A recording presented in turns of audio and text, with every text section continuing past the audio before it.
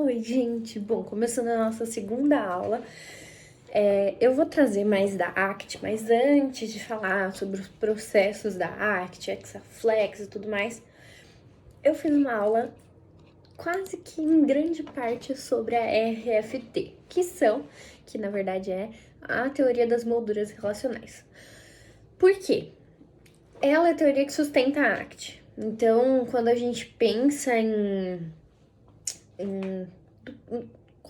da onde que veio, assim, a RFT ela tem grande parte da base. E aí ela vai falar sobre a linguagem. Não sei se vocês já entraram em contato com alguma coisa da ACT, mas tem muito essa característica da desfusão, né? De sair da mente e entrar na sua vida, de não acreditar no que os seus pensamentos falam. E a gente vai entender o porquê disso. Então vamos lá. A gente começa, desde pequenininho, a gente não nasce falando, mas a gente começa a relacionar as coisas. Então, primeiro a gente entende um objeto como o objeto em si, depois a gente entende a palavra, né, o objeto falado e depois a escrita dele. E aí, como que isso... O que acontece, né? Eu fiz aqui um exemplo, esse aqui é exemplo da onda, foi só pra ficar bonitinho mesmo. Esse exemplo é mais detalhado. Vamos pensar no gato como o animal mesmo.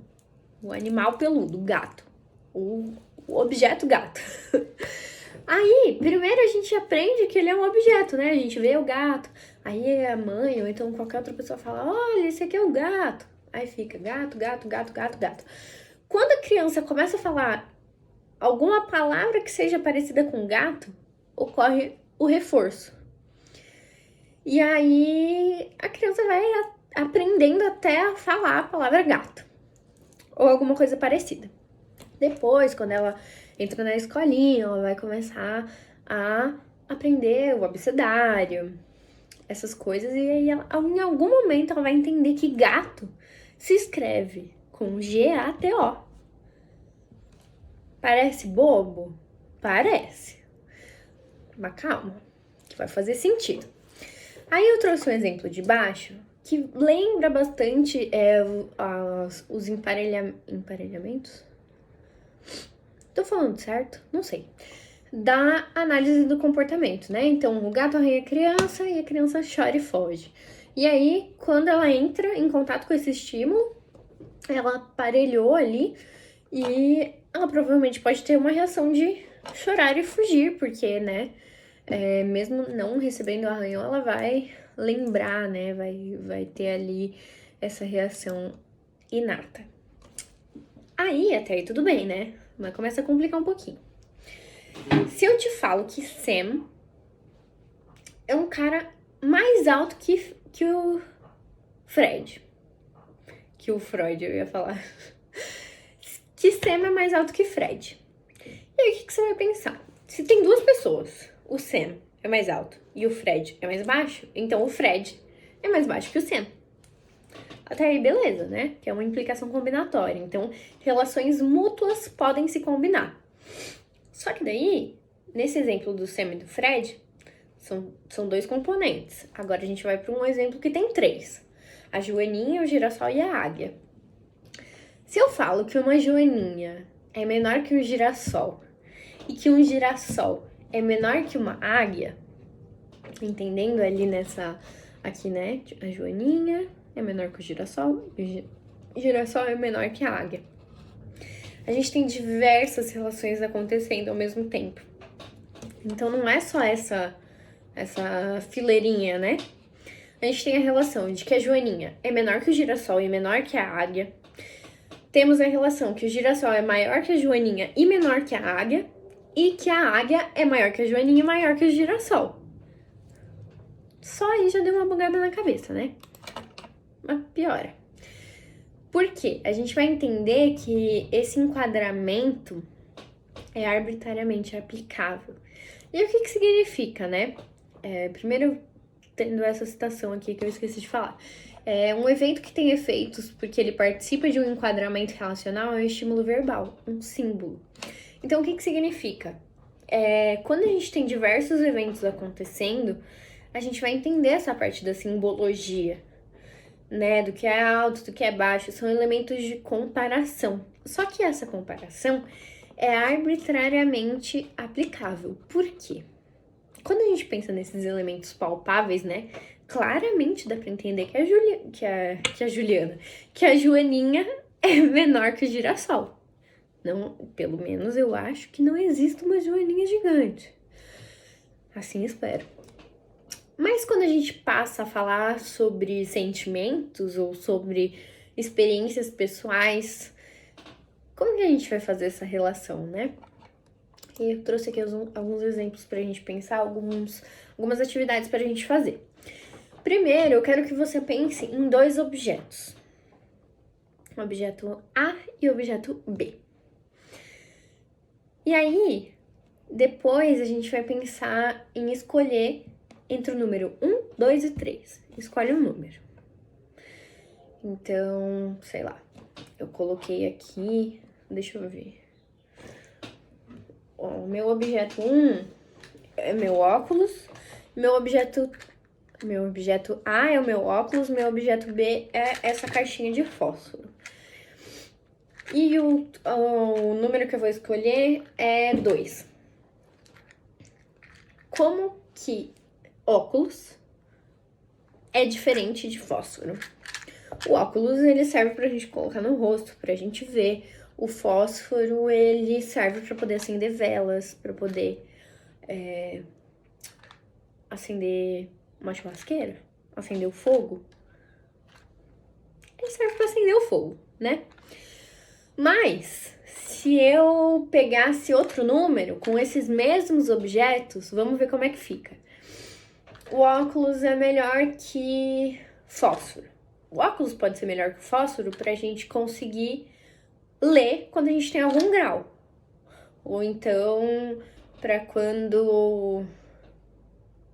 Deixa eu ver. Pra quando a gente estiver saindo na rua e a gente quiser... não ficar com o olho ardendo por conta do sol, o óculos vai ser melhor. E aí, como que o óculos é semelhante do fósforo? Aí minha mente já tá pensando em várias coisas. Ela tá pensando que o óculos e o fósforo, eles podem ter o mesmo intuito de ajudar a gente a enxergar. Porque o óculos, ele corrige a miopia. E o fósforo, ele vai acender o fogo. E o fogo dá luz. Então a gente vai conseguir enxergar. Se já tem luz e a gente tem miopia, a gente usa o óculos. Se não tem luz, a gente usa o fósforo. E vocês percebem que é uma conversa muito louca. Mas que a nossa mente, ela vai gerar respostas pra tudo praticamente. E aí eu coloquei aqui o exemplo da caneta e do lápis, né? Então uma caneta pode ser melhor que um lápis pra gente assinar um documento. Uma caneta diferente do lápis é porque ela tem uma cor mais forte, a gente não consegue apagar. Ela pode ser mais fácil, mais usual em escrever, porque você só começa a escrever e pronto. O lápis você tem que apontar e tudo mais. E como que é uma caneta semelhante do lápis? Os dois escrevem. E aí, pensando aqui, né?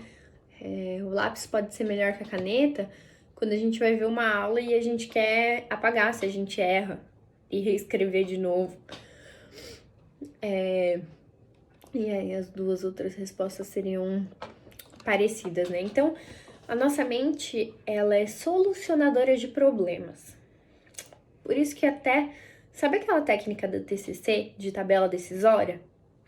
Tem uma crítica da ACT gigantesca nela, porque se a gente coloca ali, né, vários elementos de o que se ganha em fazer, o que se perde em fazer, o que se ganha em não fazer e o que se perde em não fazer, a gente vai somar ali justificativas. E como que a gente vai decidir o que é o certo a se fazer? Né? Sem olhar para valores, sem olhar para as nossas ações comprometidas. Como que a gente vai decidir só olhando para uma tabela? A gente vai decidir pela partezinha ali da tabela que tem mais coisas escritas? Como que a gente mensura o peso das coisas escritas que tem ali? Então percebem que é uma armadilha da mente.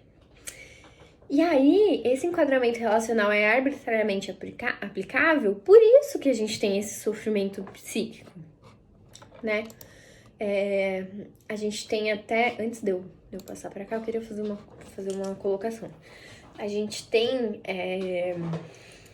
às vezes, quando a gente estuda RFT, a gente pensa, então vamos parar de fazer essas relações, né? Ou então fazer relações de uma forma mais correta. Mas não tem como, porque quando a gente aprende a falar, quando a gente aprende a fazer essas relações, a nossa mente ela não para, a nossa mente não funciona por subtração, né? Nossa mente funciona por adição. Então,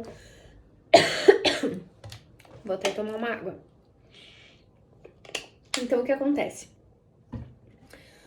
O sofrimento não tá entre a existência das coisas, mas entre as relações que a nossa mente gera.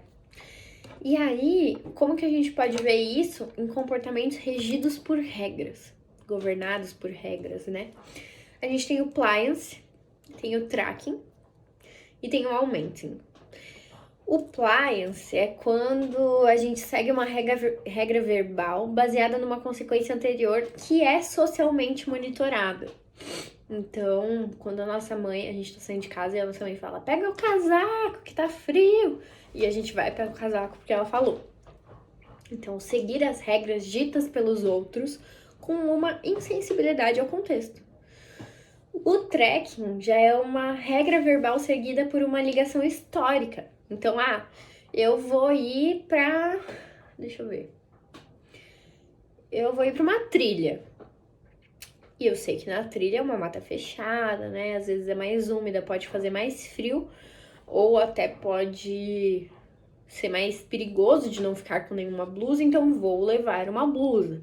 Porque teve uma vez que eu fui, não levei blusa, acabei me cortando em um galho. E aí é mais fácil eu levar a blusa pra já ir preparada. Isso é um trekking. Pliance seria se eu pego o casaco só porque minha mãe, meu pai falou. E o trekking seria vestir porque está frio, ou porque eu já fui para esse lugar e eu já sei que é necessário esse casaco. E o augmenting é quando a gente tem um comportamento governado por regras que altera a consequência de um evento futuro. E daí eu peguei esse exemplo do livro mesmo. Do livro? Nem sei de onde que eu peguei esse exemplo, é tanta coisa. Onde que eu peguei? Não sei mesmo, não vou lembrar. Você não tá com fome de um Burger King agora? De um hambúrguer do jeito que você gosta, assim, bem saboroso, junto com um refri, com uma batata frita. Ao falar isso, ao falar essas características, a gente vai trazendo na mente esses mesmos alimentos. A gente vai lembrando do gosto deles, lembrando da nossa reação. Se a gente gosta desses alimentos, muito provavelmente a fome que a gente está sentindo vai ser direcionada a esses alimentos, né? Ai, o clima tá seco aqui. E aí, quando a gente fala de objetivos da terapia, por exemplo, né? Eu achei esse objetivo muito bom, porque sempre tem aquele paciente que fala assim, não, comecei a fazer terapia porque eu quero acabar com a minha ansiedade. E aí você pensa assim, mas não tem como acabar com a ansiedade? Como assim? Só um minuto.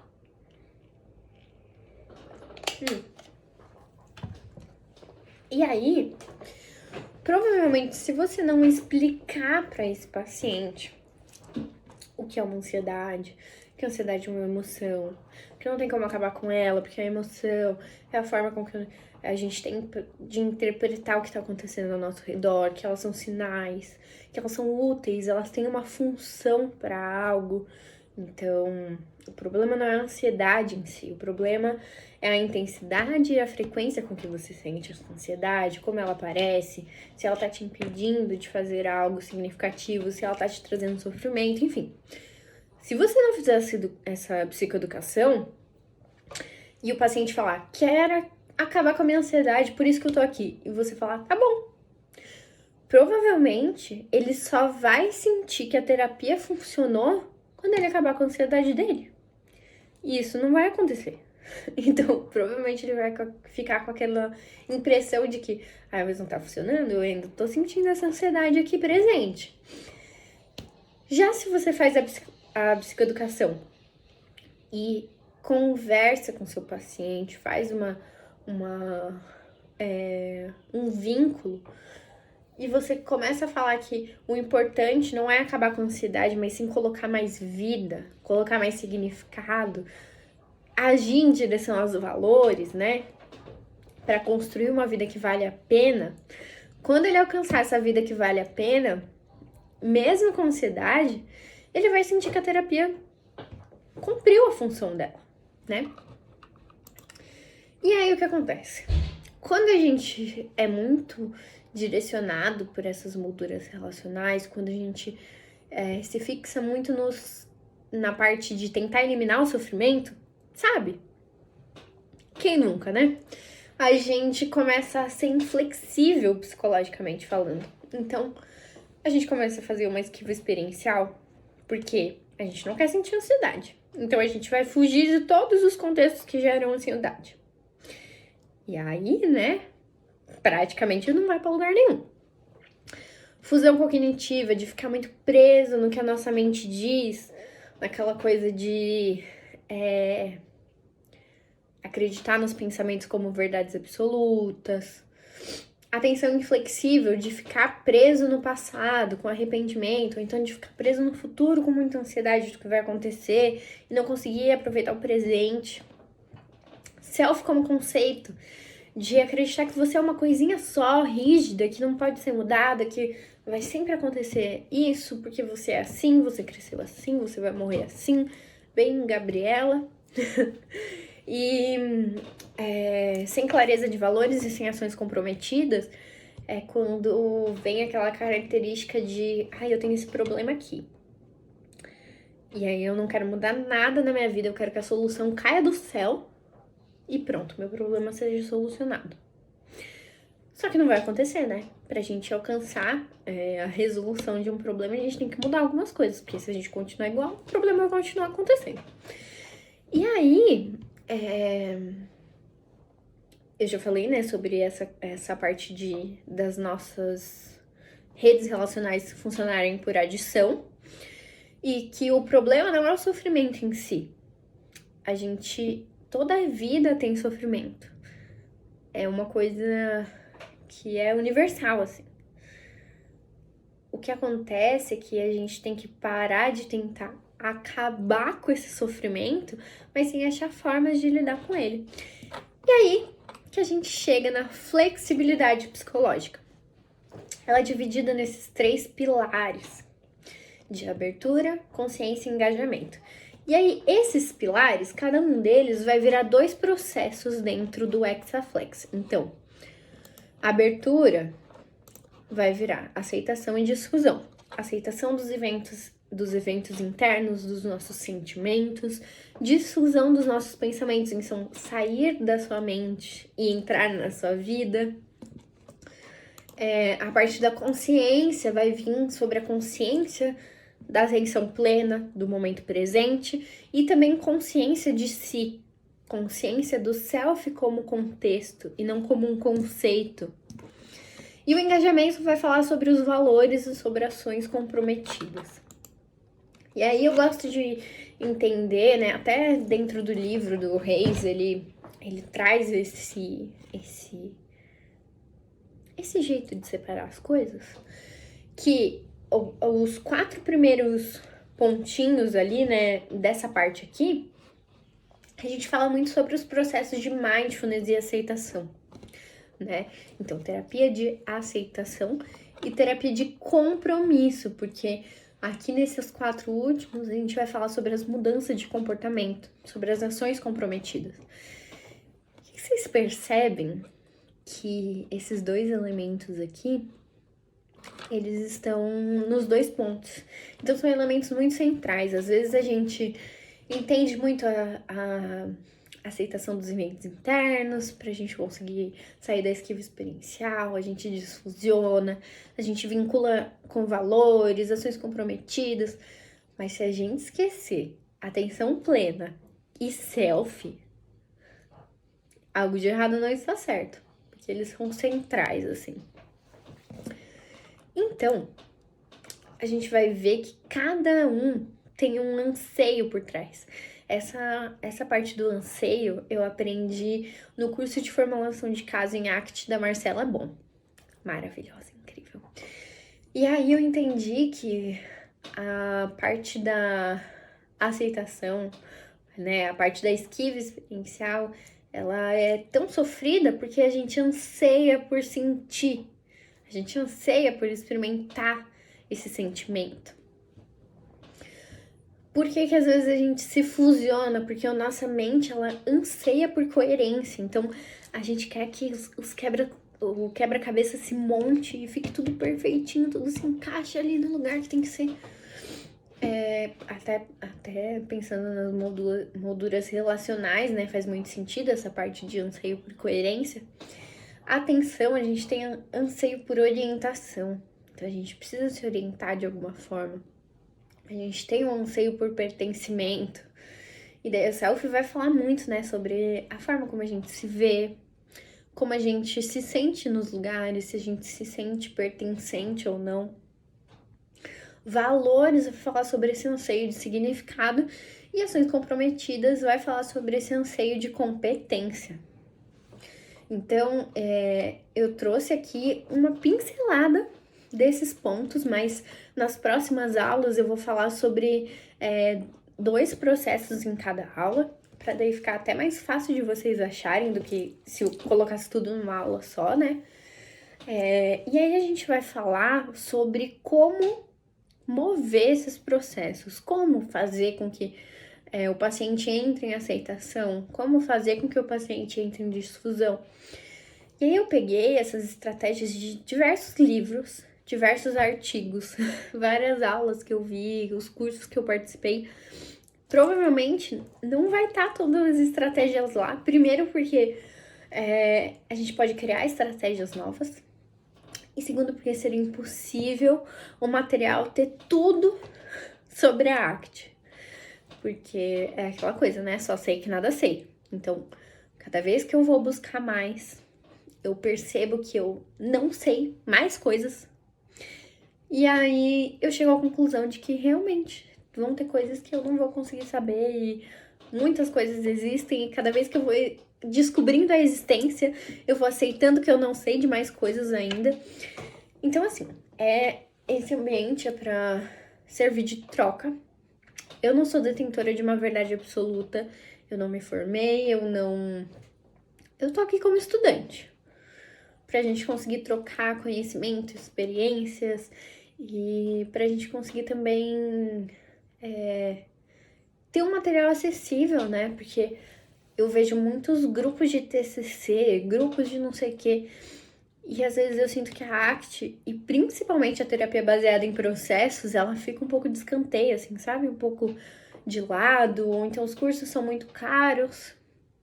Então, é uma forma que eu criei da gente conseguir compartilhar as coisas.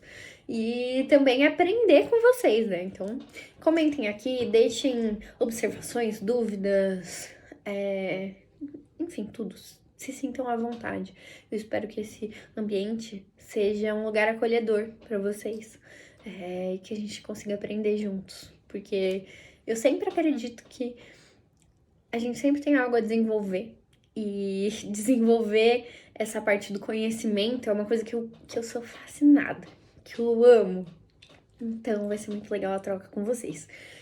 Se você não se sentir à vontade de comentar aqui, ou se você quiser ter um papo mais profundo, sugiro que você ou envie no Insta, ou então coloque lá no grupo do WhatsApp. Que daí a gente consegue também ter um papo um pouquinho maior e também mais profundo até do que nos comentários. Mas é isso, gente. Espero que vocês tenham gostado e até a próxima aula.